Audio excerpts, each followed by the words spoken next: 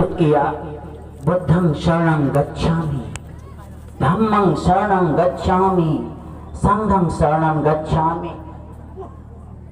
वैसे आदमी की आदत है, कंपनियां भी ये जानती हैं, देखिए ना, दवाई बनाती हैं ना तो कटु दवाई के ऊपर शुगर कोटेड कर देती हैं कि आदमी आसानी से ले ले। और होम्योपैथिक दवाई को डॉक्टर क्या होता, शुगर की गोली में देता है कि आसानी से वो ले ले। इसीलिए ये जो भगवान के रतन हैं, धम्म रतन, बुद्ध रतन, संघ रतन, तो आयोजक मंडल ने सोचा कि नृत्य के माध्यम से जल्दी से घटक से ले जाएंगे, वैसे ले नहीं पाएंगे लोग, अंदर उतार नहीं पाएंगे। तो जरा समझिए भगवान बुद्ध का ये रतन कैसा रतन है, बड़ा अद्भुत रतन। बुद्धं शरणं गच्छामि, बुद्धं शरणं गच्छामि। लोग कहते हैं बुद्धि के शरण में चले जाओ, ज्ञान की शरण में चले जाओ, विज्ञान की शरण में चले जाओ।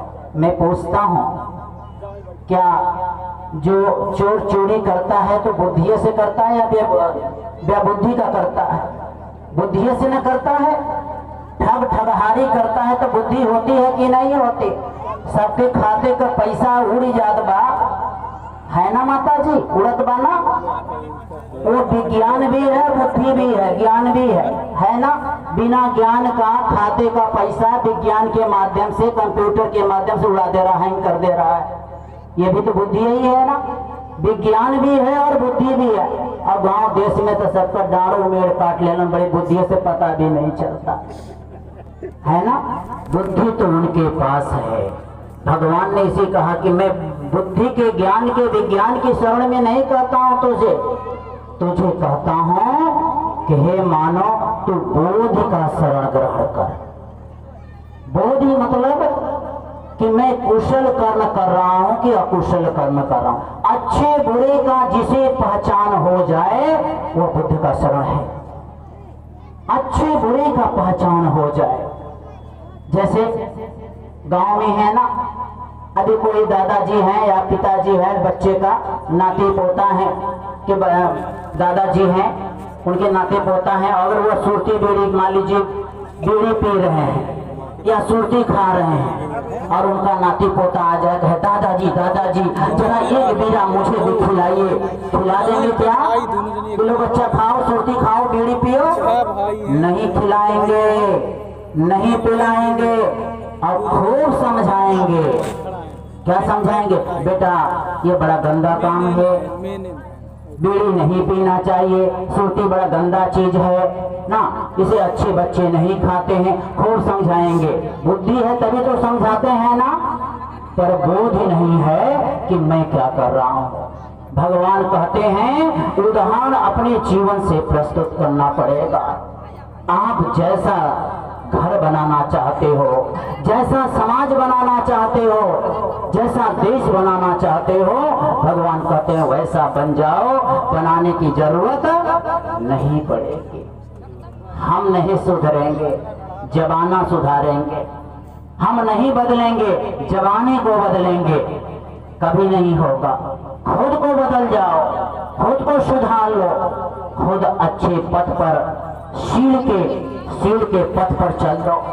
शील और सदाचार दो शब्द होते हैं, जरा समझिए सारगर्भिता, सारगर्भित शब्दों के सारगर्भिता को। शील और सदाचार दो शब्द होते हैं। सदाचार और शील में बहुत जमीन आसमान का अंतर होता है। जरा समझिए कैसे। सदाचारी व्यक्ति क्या करता है, कोई सामान गिर जाता है ना तो उसे देखता है कि इधर उधर कोई आदमी आ तो नहीं रहा है, दिख तो नहीं रहा है, और जब न दिखे तो तुरंत सामान उठाता है और अपनी जेबा में डाल लेता है। किसी का चोरी नहीं किया लेकिन सामान गिरा है, जब कोई आदमी नहीं उठाता है या इधर उधर देखता है, कोई नहीं देखता है तो जेबा में डाल लेता है, तो बड़ा हुआ क्या होता है, सदाचारी व्यक्ति होता है। लेकिन शीलवान व्यक्ति कहता है कि इस पर मेरा कोई हक नहीं है, ये मेरा है ही नहीं, ये मेरे लिए मिट्टी के समान है, ऐसा शीलवान व्यक्ति, और भगवान ने शील दिया, सदाचार नहीं दिया, शील दिया, 5 शील दिया भगवान बुद्ध ने अपने जीवन में। और जो व्यक्ति इस शील को धारण करता अपने जीवन में बहुत ही सुख रहता है। और भगवान ने कभी, आप सोच विचार के आदी हो जाए, तर्क के आदी नहीं, सोच विचार के आदी हो जाए, सोचने और विचारने के आदी हो जाए। भगवान ने कहा कि तर्क की एक सीमा होती है। जैसे हम कोई सामान ले लें, चांदी ले लें और उस पर खूब रोड गोल्ड का खूब गहरा सोने का आभरण चढ़ा दें और कहें कि भैया तर्क करो कि यह सोना नहीं है, जरा तर्क करके बताओ, जांचना मत, तर्क करके बता देना यह सोना नहीं, सोना है इसे मान लो, ले लो, धोखा हो जाएगा। भगवान ने कभी तर्क करने के लिए नहीं कहा, भगवान ने कहा जांच करो। जांच में कुछ नहीं रह जाता है, जब तपाओगे, जांच करोगे तो सोना अलग हो जाएगा और चांदी अलग हो जाएगा। तो इसीलिए भगवान के सर्ग में अभी तो अब देशना क्या दूं, थोड़ी थोड़ी बातें बता दूं, क्योंकि 10 मिनट 15 मिनट का है, उसके बाद बनते जी भी आ रहे हैं, उनको भी देना। तो भगवान यही बताते हैं अपने जीवन में कि अपने जीवन में जिस दिन धर्म को उतार लोगे, जीवन बड़ा कल्याणकारी हो जाएगा, मंगलकारी हो जाएगा। और मन भगवान ने सबसे अधिक बल अगर दिया विपस्सना। विपस्सना क्या करता है? अभी एक विपस्सी व्यक्ति आए और कह करके चले गए। विपस्सना क्या है जरा जाने। भगवान बुद्ध की जो मूल विद्या है, मैं उस पर थोड़ा फोकस करूंगा, क्योंकि अब काट छांट के बोलना ही है ना। विपस्सना मूल विद्या क्या है, आप जरा एक उदाहरण से समझ लो। विपस्सना क्या करता है? ये तौलिया है ना, अब ये तौलिया पूछो कि किस काम के लिए, किस काम में आता है, तो आप कहेंगे गुरुजी अरे धूप लगेगा तो सर पर रख करके हम धूप से बच जाएंगे, गुरुजी कुछ गठिया उठिया लेंगे इसमें, गुरुजी इसे फेस साफ करने के काम में आएगा। तमाम तरह के मल्टीपर्पज काम हैं इसके। अगर इस तौलिया को हम एकदम गट्ठी मार दें, गांठ मार दें, और गांठ मार के एकदम मजबूत गांठ मार दें और पूछें कि किस काम में आएगा यह तौलिया, तो क्या बोलेंगे? यह बेकार हो गया, किसी काम का नहीं है। इसी तरह से आप गांठ बना के रखे हो अपने अंदर। उसने मुझे मारा, उसने मुझे लूट लिया, उसने मुझे पराजित किया, उसने मुझे गाली दी, ऐसा गांठ बना करके आप आदमी अपने जीवन में रखता है। और क्या करता है? विपस्सना इस गांठ को खोलता है, और जब गांठ खुल जाता है तो तौलिया जिस तरह काम में आ जाता है, उसी प्रकार आपका जीवन भी कल्याणकारी और मंगलकारी बन जाता है। और क्या करता है? चित्त को साफ करता है, मन को साफ करता है। मन को साफ करता है तो क्या होता है? एक धम्मपद की गाथा है, दिशो दिशं यान्तं कैरा वेरिवापन वेरिनं मिच्छापनिहितं चेतं पापियो नं ततो करे। पाली है, लगता है पाली में कुछ समझ में नहीं आएगा, रसगुल्ला वाला देना पड़ेगा। क्या है रसगुल्ला वाला? जितनी हानि न कर सके दुश्मन द्वेषी दोई। जरा समझिए, जितनी हानि न कर सके दुश्मन द्वेषी दोई। अधिक हानि निज मन करे जब मन मैला। अरे बोलिए ना, जब मन मैला। यस, साथ देंगे तब ना, नहीं वोल्टेज डाउन हो जाएगा। जरा समझिए, भगवान कहते हैं यह चित्त अगर आपका मैला है तो दुश्मन भी उतनी हानि नहीं कर सकता, बैरी भी उतनी हानि नहीं कर सकता जितना ये गंदा मन करता है। दूषित मन करता है। और जब भगवान कहते हैं आपका मन निर्मल हो जाता है तो क्या होता है? न तंग माता पिता कैरा अये वापिच न्यात का समापन हितं चेतं श्रेयसो ततो करे। क्या होता है इसका हिंदी? मातु पिता एवं बंधुजन भला करे सबको, अधिक भला निज मन करे, जब मन निर्मल, जब मन निर्मल। लगा तो भूख लग गल बात। हाँ समझ रहे हैं कि भाई सभी से बैठे हैं, पेटे में चूहा कूदता होगा, सुबह से आए हैं। तो आइए, भगवान कहते हैं कि जीवन में अगर मन अच्छा हो जाए, चित्त अच्छा हो जाए, निर्मल हो जाए, तो उतना माता पिता भी भला नहीं कर सकते जितना निर्मल मन करता है। तो मन से पवित्र हो जाना माता जी, तीन चीजें जब पवित्रता आ जाए जीवन में, तन से पवित्र हो जाओ, मन से पवित्र हो जाओ और वचन से पवित्र हो जाओ, तो अद्भुत पवित्रता आ जाती है जीवन में और बड़ा ही सुख होता है, बड़ा कल्याण होता है, बड़ा मंगल होता है। ऐसा भगवान का अद्भुत, सारे दुख यहाँ कटते हैं। दुखियारों का दुख यही कटता है, क्योंकि भगवान ने कहा दुख है तो दुख का कारण और निवारण उपाय भी भगवान बुद्ध ने दिया। इसीलिए आप भगवान बुद्ध के धम्म को, बाबा श्याम ने भी कहा कि हे मेरे अनुयायियों, आप बुद्ध धम्म संघ के शरण को ग्रहण करो, धम्म को समझो। और धम्म वो चीज होता है क्या? धारण करना धर्म है, जो धारण करने योग्य हो, जो अपनाने योग्य हो। और अपनाने योग्य कैसे होगा? जब आप तपाओगे, सोच विचार के आदी बनोगे, और आप सोचते ही नहीं हो, विचारते ही नहीं हो। अजीब सी कहानी है भाई। मनुष्य एक हड़िया लेता है ना, तो 3 बारी जांच करता है, चुहत नहीं बा, छेद नहीं बा। और जहां जीवन का सवाल होता है वहां मान लेता है। अद्भुत, वहां मान लेता है। तो यहाँ मानना नहीं है, यहाँ जानना है। क्योंकि भगवान कहते, भगवान ने बताया कि हर हरकत के मूल में सच्चा कारण देख। निहारा सच्चा कारण कहाँ बा, समझ रही है ना?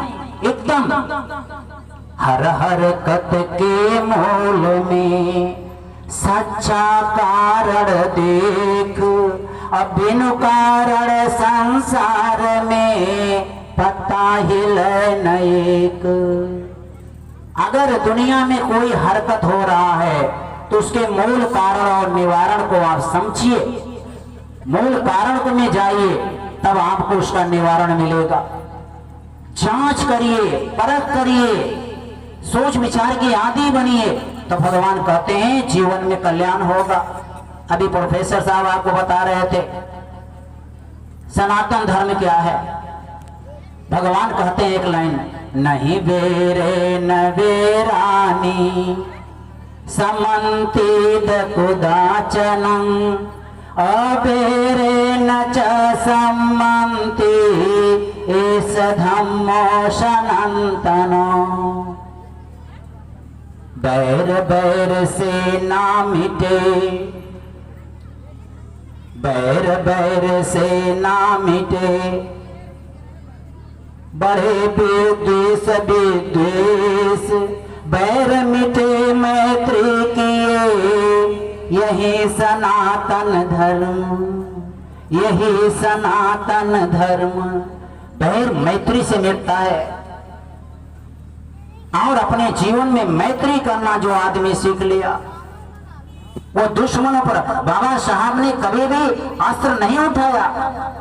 उन्होंने इस विवेक का प्रयोग किया, बोधि अपने अंदर पैदा किए, और जब उन्होंने बोधि पैदा किया उनको अंदर बोधि जागा, और जब बोधि जागा तो बोधि जागा सम्राट अशोक महान को, जो उन्होंने भगवान बुद्ध के धम्म को धारण किया, और अपने सम्राट अशोक के इस धम्म विजय दिवस के दिन ही बाबा साहब ने 14 अक्टूबर को भगवान बुद्ध की दीक्षा लिया, धम्म विजय दिवस के अवसर पर लिया।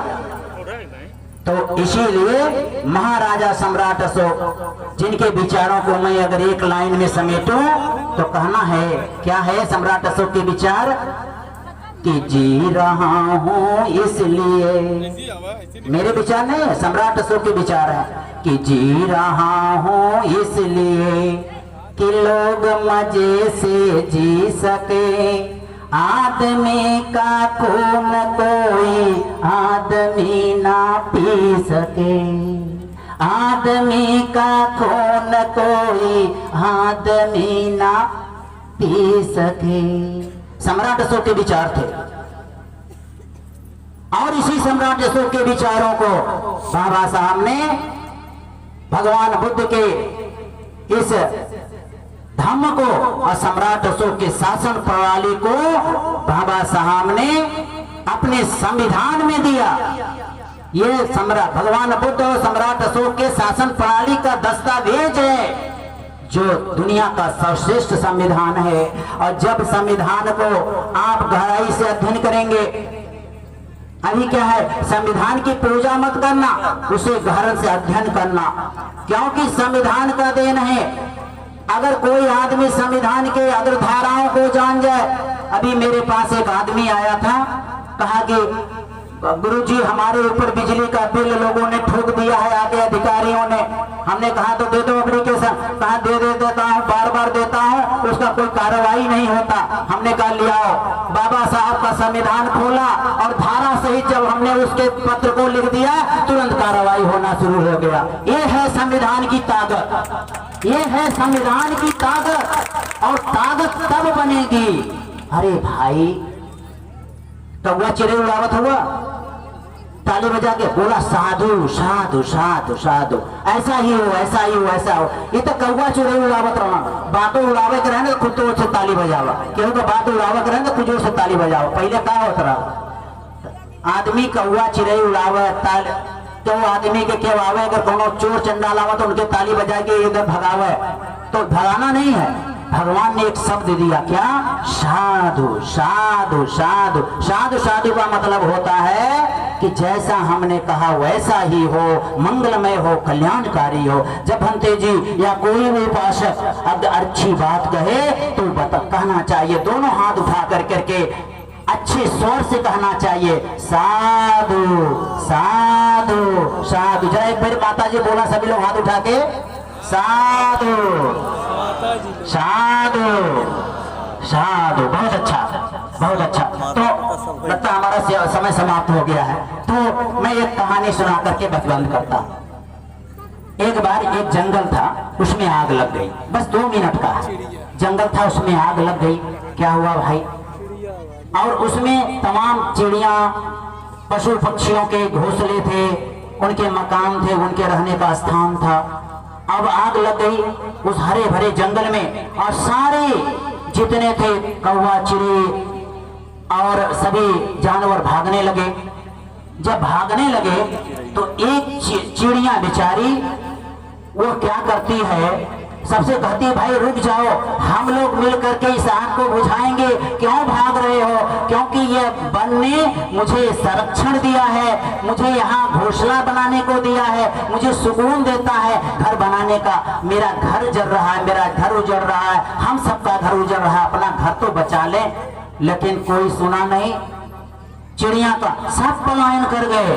और चिड़िया बेचारी क्या करी, वो अपने चोंच में पानी का बूंद भरती और ले जाकर वन में छिड़कती, उस आग पर छिड़कती। और उसको देख करके बंदर एक था, कहा, हंसने लगा, अरे चिड़िया तो क्या कर रही है, तेरे एक बूंद से क्या ये जंगल बुझेगा? चिड़िया कहती है जंगल बुझे या ना बुझे, लेकिन एक बात सत्य है कि अगर कभी भी इस जंगल का अगर इतिहास लिखा जाएगा तो मेरा नाम इसे बुझाने में लिखा जाएगा, तुम्हारा भगोड़े में लिखा जाएगा। मेरा नाम इसे बुझाने में लिखा जाएगा, तेरा भगोड़े में लिखा जाएगा। जरा समझिए। ये बात सुन रहा था हाथी। कहा बहन एक बात तो और कहा, ये बात तो कहती है चिड़िया कि भैया अगर मैं इसमें जल के मर भी गई तो इतिहास में मेरा नाम होगा, लेकिन जो आदमी भाग गया, जो जानवर भाग गया, उसका नाम भगोड़ों में लिखा जाएगा, इतिहास में कभी नहीं। अगर इतिहास बनेगा तो भगोड़ों में बनेगा। तुरंत हाथी के अंदर जंग आया, अपने चित्कार मारा अपने साथियों को, सारे हाथियों का झुंड आ गया और उसमें अपने सूंड में पानी भरा और जाकर के जंगल बुझाने का अभियान शुरू किया और जंगल का आग बुझ गया, जंगल का आग बुझ गया। हे मेरे बहुजन समाज के लोगों, इसी तरह से आग लगी है, उठ खड़े होने की जरूरत है और इस आग को बुझाने की जरूरत है। जैसे प्रोफेसर साहब ने कह दिया, आपके अंदर जज्बा भरा, बहुत साधुवाद में देता हूं। ऐसे प्रबुद्ध लोग जब सामने आए तो हौसला बढ़ाने का काम करते हैं, मैं उन्हें बहुत बहुत साधुवाद देता हूं। तो मैं यही कह करके अपनी बातें समाप्त करता हूं और साधुवाद करता हूं कि आप सभी लोग भगवान बुद्ध के अमृत वाणी को पिएंगे, करुणा मैत्री प्यार में जिएंगे। इस समाज की मूलाधार नारी है जिन्होंने अपने हाथों से मानव रूपी पुतले को संवारी है। तो इसलिए माँ का अपमान कभी मत करना, माताओं का अपमान कभी मत करना, नारियों का अपमान कभी मत करना। और जिस देश की नारियां समझ जाएं, जमाना अपने आप बदलता चला जाएगा, जमाना अपने आप सुधरता चला जाएगा। इसी के साधुवाद देते हुए मैं अपनी बातें को समाप्त करता हूँ। भवतु सब मंगलम, भवतु सब मंगलम, भवतु सब मंगलम।